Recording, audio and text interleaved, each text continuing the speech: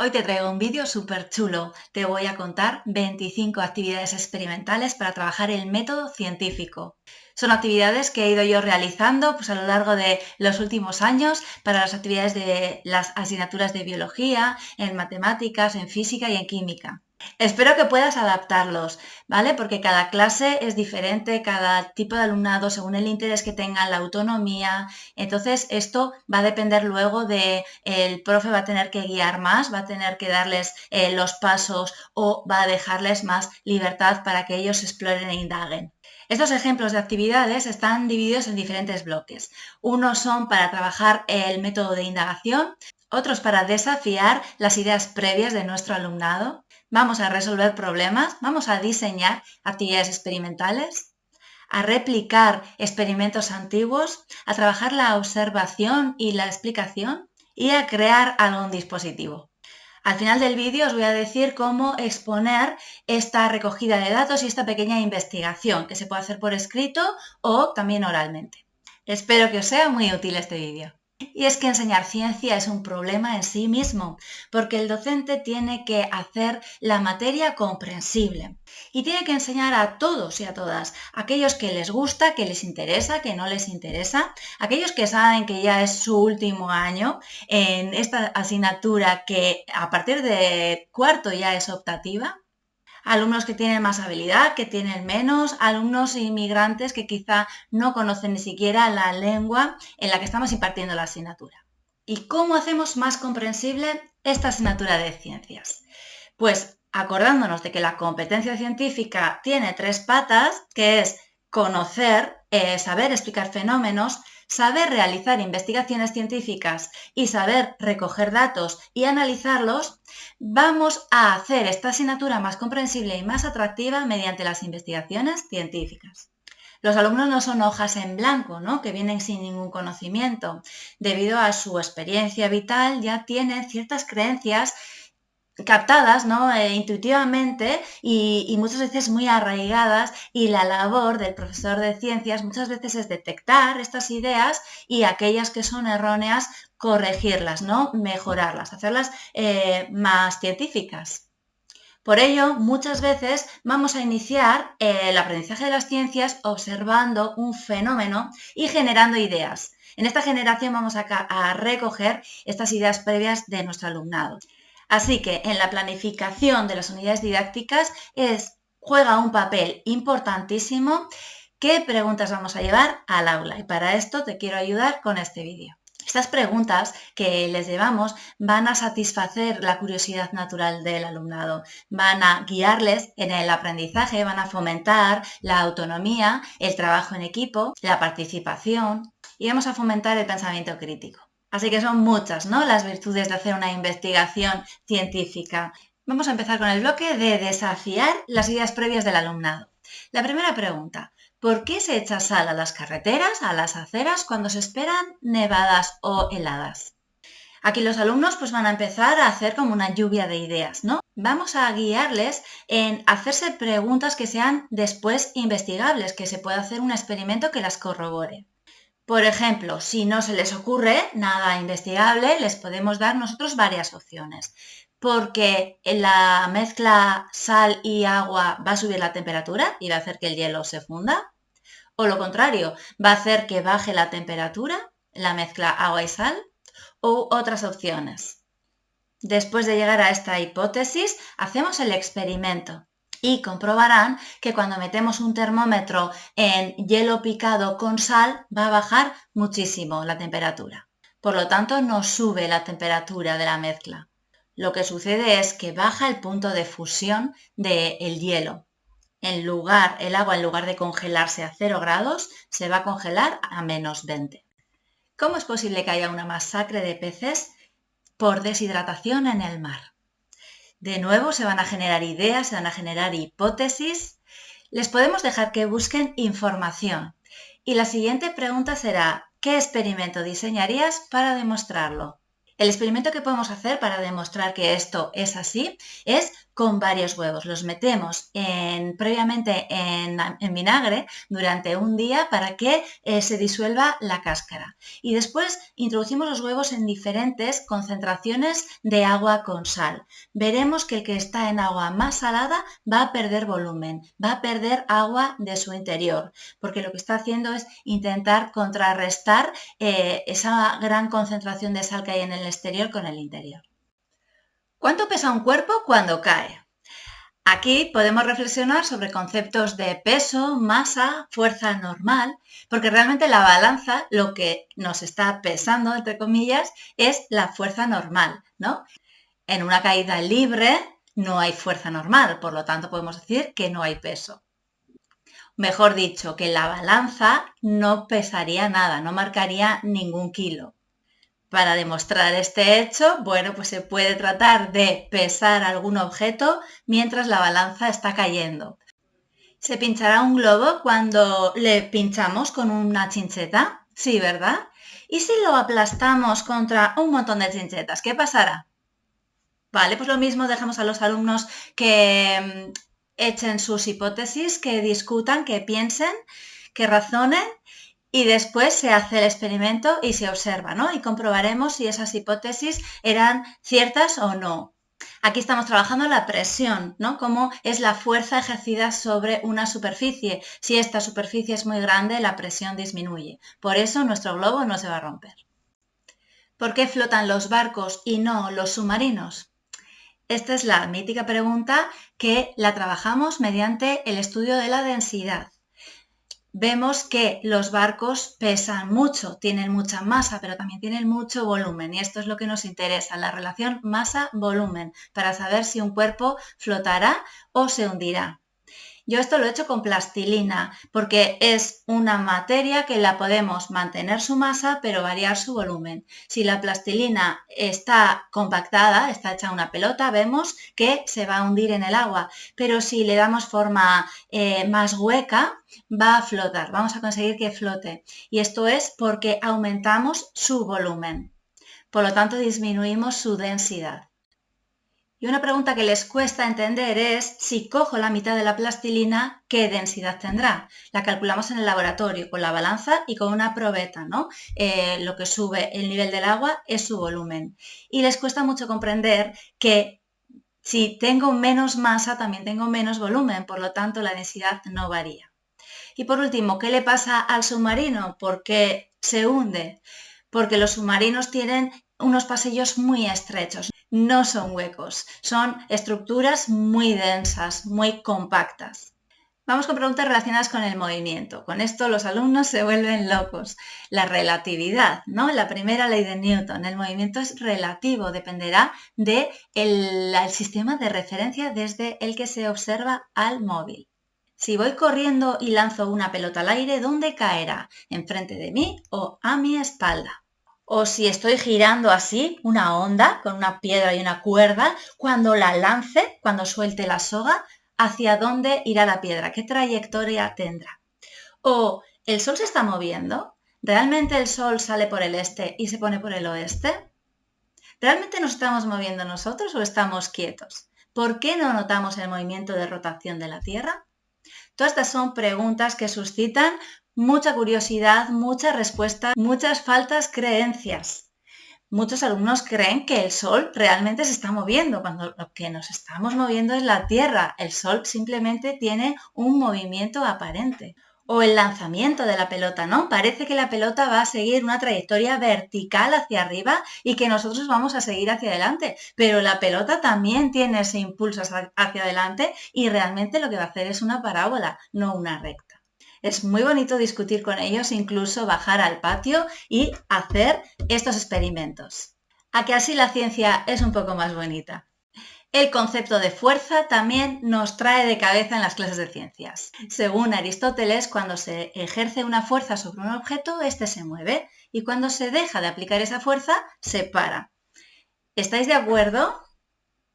Pues va a ser que no, porque Aristóteles no conocía las fuerzas de rozamiento, que son las que paran el objeto. Y vamos con la fuerza de la gravedad. La piedra que cae está aumentando de velocidad. ¿Qué fuerza está presente? ¿Es igual esta fuerza en todos los objetos? Aquí lo que pasa es que se suele confundir la aceleración de la gravedad, que es la misma para todos los objetos, con la fuerza de la gravedad, que esta sí depende de la masa.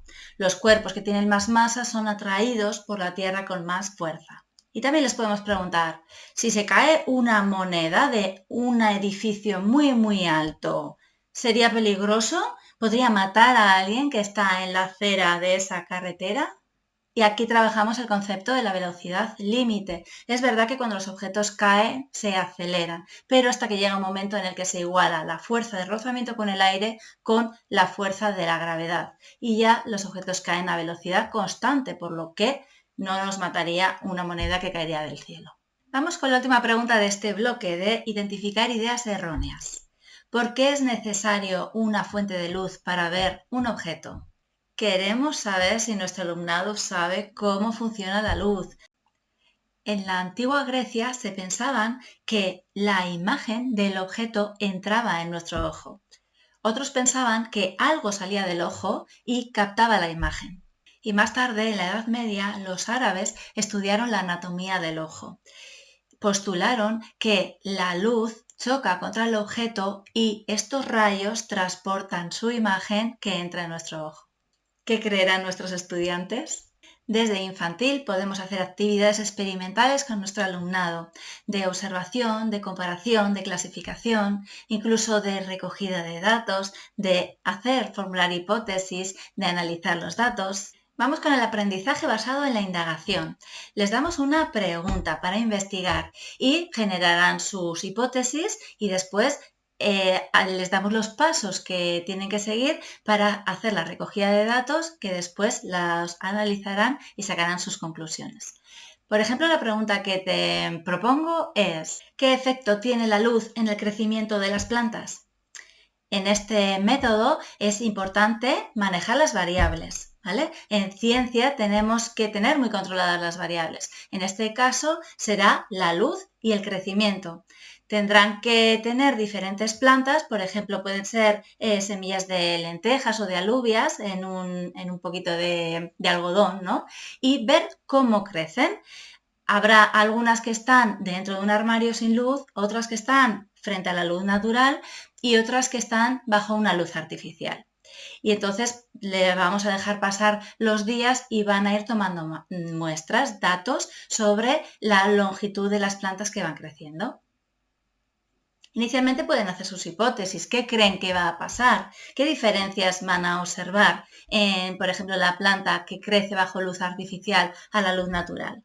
Quizás será de diferente color, el tronco tendrá diferente tamaño, diferente dureza. La planta que está en el armario sin luz, ¿crecerá? ¿No crecerá? Vamos a replicar el mítico experimento de demostrar que todos los objetos caen a la vez, independientemente de su masa y de su forma. Aristóteles pensaba que los que más masa tenían caían más rápido y fue Galileo el que demostró que no era así. A mí en un principio me gusta dejarles libertad para que ellos diseñen los experimentos, seleccionen el instrumento de la recogida de datos, que puede ser hacer una grabación con el móvil, que puede ser hacer fotos, que puede ser a simple vista, pueden colocar los objetos a diferentes alturas y bueno, irles dejando que vayan jugando con las variables. Si no son pues, tan autónomos o se les ocurre mezclar mucho las variables y no tienen en cuenta, ¿no? Pues ningún orden, ningunos pasos a seguir, directamente pues se los damos. Vamos con el diseño de actividades. Cuando estudiamos teoremas, fórmulas, una de las cosas que podemos hacer es decirles que demuestren que es así. Por ejemplo, hay una relación, ¿no?, entre el periodo de oscilación de un péndulo y la longitud de su cuerda. Y de eso también se dio cuenta Galileo. Estando un día en misa, en la catedral de Pisa, se quedó observando una lámpara que estaba oscilando y se dio cuenta de que el periodo de oscilación era prácticamente constante. Y después hizo él sus cálculos y sacó la fórmula que relaciona, ¿no?, la longitud de la cuerda con la oscilación. Se le puede pedir a los alumnos que diseñen un experimento que lo demuestre. Y lo mismo que te he dicho antes, si no se les ocurre, pues nada, directamente nosotros le decimos cómo tiene que hacerlo, que ellos recojan los datos y que comprueben que es así, que realmente esa es la fórmula. Otra ley que es muy fácil de comprobar es la ley de conservación de la masa en una reacción química. Es una de las prácticas de laboratorio que solemos hacer. Si hacemos una reacción química en la que intervienen gases, vamos a ver que no se cumple, ¿no? Que la masa de los reactivos no es igual a la masa de los productos. Pero si, por ejemplo, utilizamos un globo para que no se escape el gas, vamos a ver que mezclando bicarbonato y vinagre mismo, pesando los ingredientes al principio y al final, esto se tiene que conservar. Y si no se conservan, yo les digo que piensen qué es lo que ha pasado mal, dónde se ha perdido la masa, etc. En física, cuando estudiamos cinemática, el movimiento, un año les pedí que calcularan experimentalmente la aceleración de una canica cuando cae por un plano inclinado. Tenían ellos que pensar cómo lo iban a hacer, diseñar el experimento, tomar los datos y hacer los cálculos. Es realmente interesante pues verles cómo se organizan, cómo piensan, cómo trabajan en equipo. Con los de segundo de la ESO les suelo mandar calcular velocidades en el patio. Bajamos al patio y tienen que marcar en el suelo, ¿no?, con una tiza diferentes posiciones de 5 metros, por ejemplo. Y van hasta el fondo del patio, de toda su longitud. Por ejemplo, van a hacer ida y vuelta, solemos hacer 30 metros. Y bueno, pues aquí van tomando datos con el cronómetro, posiciones, hacen sus tablas de valores, sus gráficos y calculan velocidades de los diferentes compañeros del equipo. Y bueno, pues es una actividad también muy bonita que la solemos hacer en las tardes ya de primavera. Otra actividad que realizamos en el patio, un día que haya sol, es calcular la altura del edificio, ¿vale? Y para esto, pues cuando estamos trabajando la semejanza, los triángulos semejantes, con un palo y utilizando la sombra, tanto del edificio como la que proyecta el palo, y haciendo pues una simple regla de 3, podemos calcular la altura del edificio. Este tipo de ejercicios los hacemos en clase, ¿no?, en el papel y con boli, pero es muy diferente bajar al patio y decirles que lo hagan realmente in situ. Aquí empiezan los problemas. Para comprobar después el error que han cometido, si lo han hecho bien o lo han hecho mal, se puede calcular la altura del edificio, o por lo menos desde una de las ventanas hasta el suelo, simplemente tirando una cuerda y después midiendo esa cuerda. Es una de las maneras que podemos utilizar para comprobar ese dato experimental inicial que han calculado. Otra manera de calcular la altura es dejando caer un objeto por la ventana y calculando el tiempo en el que tarda en llegar al suelo. Y simplemente con ese tiempo y con las fórmulas de la cinemática tenemos la altura. Lo pueden hacer de diferentes maneras, pues para comparar resultados. Qué bonito también calcular distancias utilizando el sonido, ¿no? Sabemos que la velocidad del sonido es de unos 340 metros por segundo. Entonces, utilizando el eco y el tiempo que tarda desde que una persona grita hasta que oímos el eco, utilizando ese tiempo y la velocidad del sonido, podemos calcular la distancia desde donde estamos situados hasta la pared. Lo bonito es no decirles cómo calcular la distancia, sino que ellos se les ocurra qué experimento hacer. ¿Sabías que hasta después del hundimiento del Titanic no se había inventado el sonar? Hasta entonces, para calcular la profundidad de los océanos, lanzaban una cuerda y medían la longitud de esta. Una práctica de laboratorio que me gusta hacer es darles sustancias sin etiquetar y tienen que hacer experimentos para saber quiénes son metales y quiénes no metales. O después de trabajar el enlace químico, cuáles son las sustancias metálicas, las covalentes y las iónicas. La siguiente actividad se llama medidas imposibles. Les llevo estos objetos, que es un alambre enroscado, una caja de clips, un folio sacado de un paquete de 500 folios y un papel irregular. Y les digo que tienen que calcular el área del papel, la longitud del alambre enroscado, cuántos clips hay en la caja y el grosor del folio. Entonces, pues por grupos se ponen a pensar cómo tomar esas medidas indirectas. Me gusta mucho el rol del docente en estos días de estas actividades experimentales, porque nuestra función es ayudarles, observarles, movernos por la clase, dejarles libertad, escuchar y bueno, pues la verdad que es muy agradable. Para el apartado de resolución de problemas te propongo estos dos. Les damos estos diferentes vasos de agua con sal con un huevo dentro cada uno. Y el reto es añadir agua o sal a los diferentes vasos para que todos tengan el huevo a la misma altura. De nuevo es un problema de densidades. Y el siguiente es de mezclas. Pedimos a cada grupo que prepare 3 vasos con una mezcla de alcohol y agua en diferentes proporciones. Por ejemplo, 25-75, 50-50 y 25-75 pero al revés. Sin etiquetar se van a intercambiar las disoluciones con el resto de los grupos y el reto es averiguar cuál es cuál. Tendrá que pensar cómo pueden averiguarlo, qué medida tendrían que tomar. Te chivo la solución. Por ejemplo, pueden medir la densidad de cada uno de los vasos. El más denso será el que más agua tiene, el menos el que más alcohol. O también pueden quemarlo. El que más se inflame será el que más alcohol tenga. El siguiente apartado es observa y explica. Hay muchos experimentos que podemos llevar al aula para ayudarles a comprender, ¿no?, esos conceptos que estamos trabajando. Por ejemplo, la presión atmosférica. Tenemos un montón de experimentos, que uno de ellos es el huevo, que primero introducimos la cerilla encendida dentro de la botella y el huevo veremos cómo se va succionando debido a la presión atmosférica de fuera, que es mayor que la de dentro. Y otro experimento también muy relacionado con este es el de la vela y el agua. Cuando tapamos con un vaso la vela se va a apagar y seguido va a subir el agua hacia arriba porque la presión también interior del vaso es menor que la exterior. Otro experimento muy famoso por internet que les gusta mucho es el de la descomposición del agua oxigenada. Cuando tenemos en un bote agua oxigenada y echamos jabón, cuando se descomponga el agua oxigenada en hidrógeno y oxígeno, la mezcla de oxígeno con jabón provoca mucha espuma. Para acelerar esta descomposición del agua oxigenada le echamos una cucharadita de yoduro de potasio.